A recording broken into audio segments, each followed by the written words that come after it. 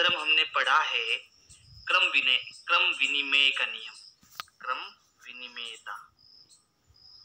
एक तो ये नियम है, दूसरा नियम है वितरण का नियम, वितरण का नियम। तो ये दोनों जो नियम है उनको समझने की कोशिश करो, ये प्रश्न अपना आप बड़ी सरलता से हो जाएगा।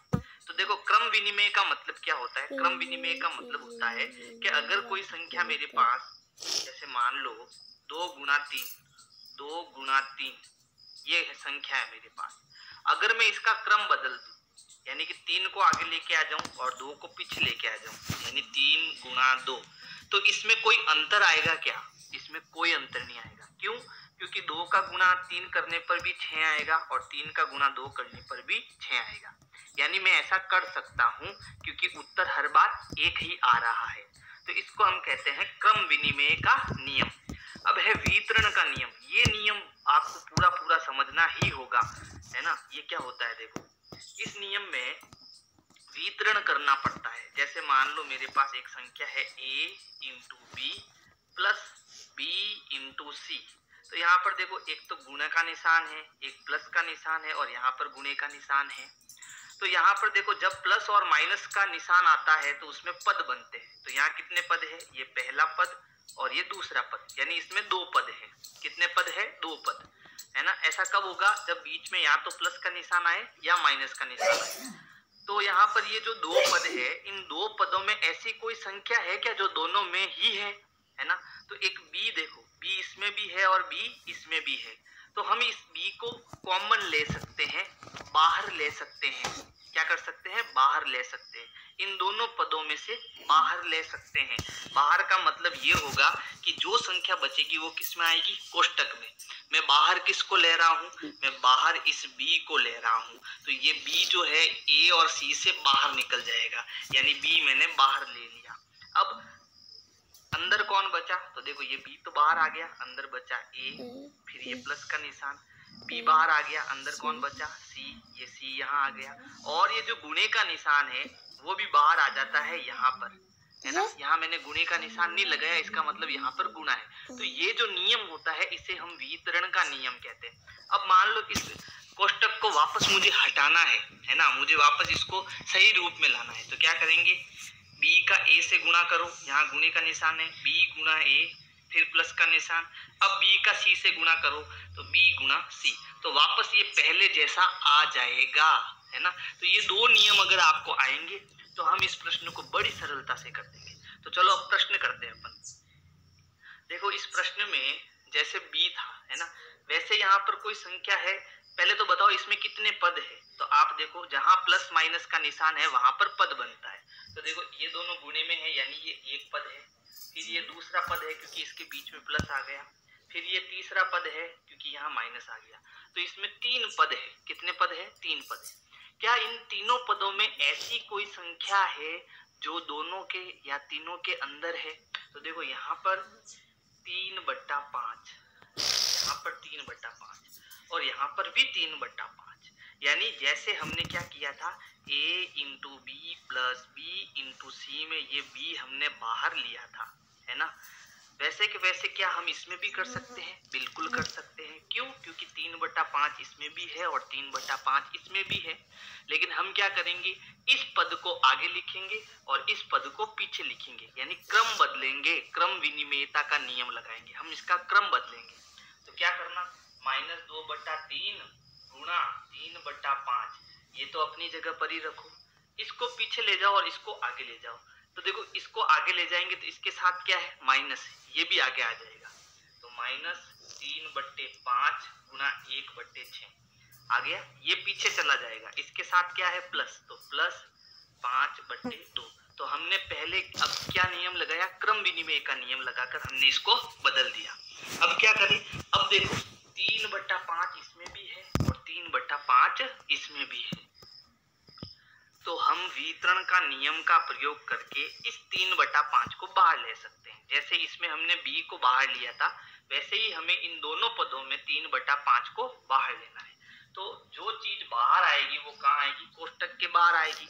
तो देखो मैं किसको बाहर ले रहा हूँ? मैं 3/5 को बाहर ले रहा हूँ। देखो मैंने यहाँ निशान भी बनाया है।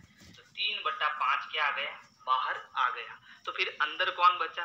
तो देखो 3/5 ये बाहर आ गया, तो अंदर क्या बचा? 2/3 और साथ में ये माइनस, तो माइनस का 2/3 अंदर आ जाएगा, ये बाहर आ गया, फिर माइनस का निशान, फिर ये 1/6 अंदर होगा।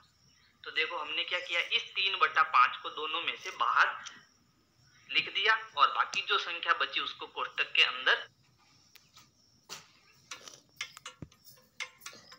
सारी फसल में बीमारी लगी हुई है, समझ में नहीं आ रहा मैं क्या करूं। लिख दिया। अब कौन बचा? तो यहाँ देखो ये प्लस और ये 5/2 जो है ये भी यहाँ पर बच गया। यहाँ तक समझ में आया? अब हमें क्या करना है? अब हमें इस कोष्टक को सरल करना है। अब इस कोष्टक को सरल कैसे करेंगे? तो देखो हमने जो है कक्षा 7 में बट्टे वाली संख्याओं की जोड़ और बाकी पढ़ी थी, है ना? तो बट्टे वाली संख्या की जोड़ और बाकी किससे होती है? लसाप से होती है।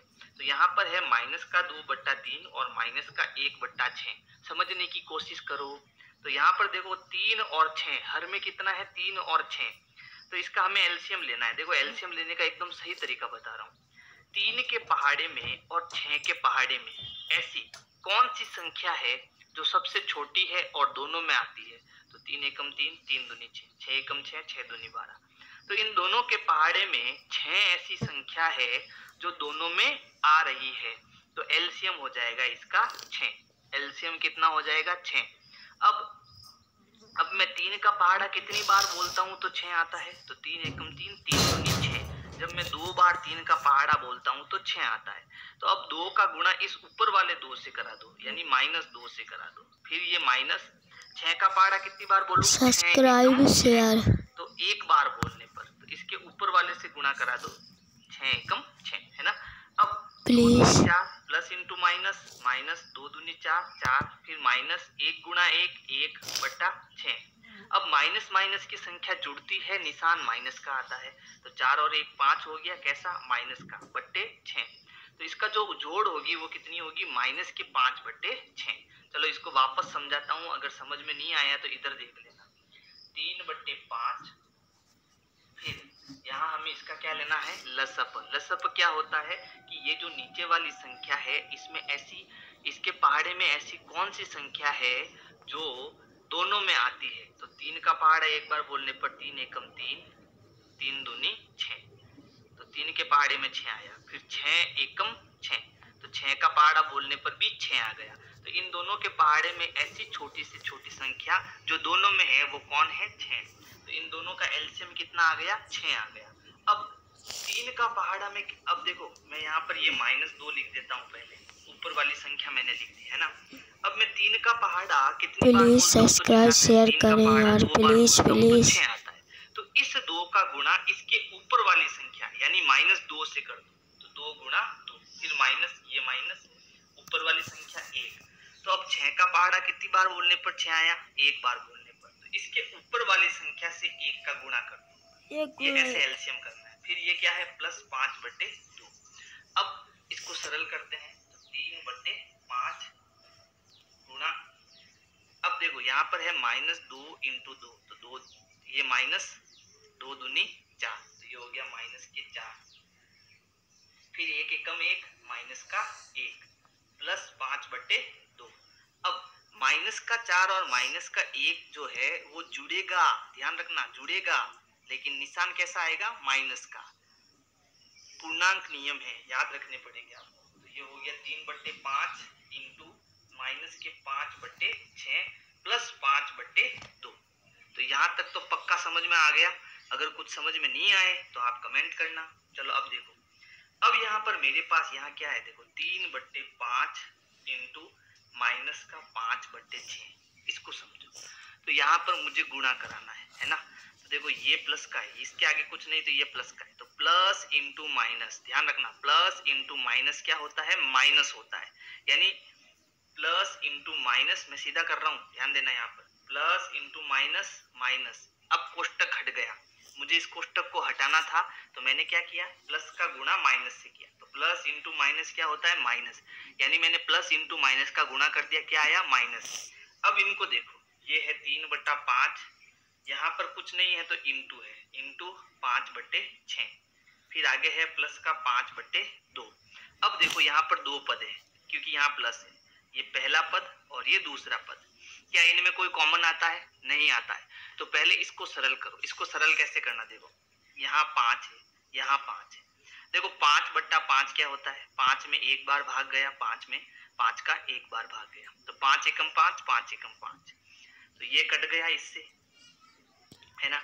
फिर ये है 3 और 6, ऊपर है 3 नीचे है 6, तो दोनों में 3 का पहाड़ा है, इसमें 3 का पहाड़ा एक बार, 3 एकम 3, 3 दूनी 6, तो ये कट गया 1 और ये 2।